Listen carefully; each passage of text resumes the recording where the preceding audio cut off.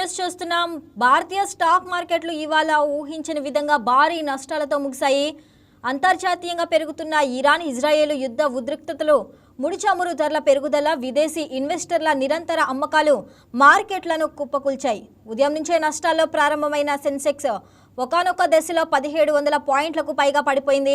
చివరకు 1123 పాయింట్ల నష్టంతో 79,116 వద్ద ముగిసింది. ఇక మరోవైపు నిఫ్టీ సైతం కీలకమైన 24,500 స్థాయిని కోల్పోయింది. రోజంతా తీవ్ర ఒడిదుడుకుల మధ్య సాగి చివరకు 385 పాయింట్ల భారీ పతనంతో 24,480 వద్ద స్థిరపడింది.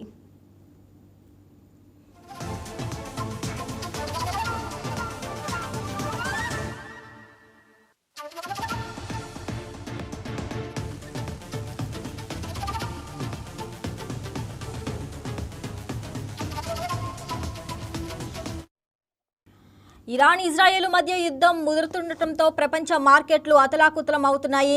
సరఫరాకు ఆటంకం కలుగుతుందన్న భయంతో బ్రెంట్ క్రూడ్ ధర బ్యారెల్కు $82 పైకి చేరింది. అమెరికన్ డాలర్తో పోలిస్తే భారత రూపాయి విలువ రికార్డు స్థాయిలో 92.3 స్థాయికి పడిపోవటం మార్కెట్ సెంటిమెంట్ను దెబ్బతీసింది. విదేశీ సంస్థాగత ఇన్వెస్టర్లు తమ పెట్టుబడులను వెనక్కి తీసుకోవటం మార్కెట్ పతనానికి ఆజ్యం పోసింది. ఈ పరిణామంతో metal, banking, auto, real estate రంగాలు భారీగా నష్టపోయాయి. టాటా స్టీల్, లారెన్స్, టూబ్రో, బజాజ్ ఫైనాన్స్ వంటి షేర్లు భారీగా నష్టపోయాయి.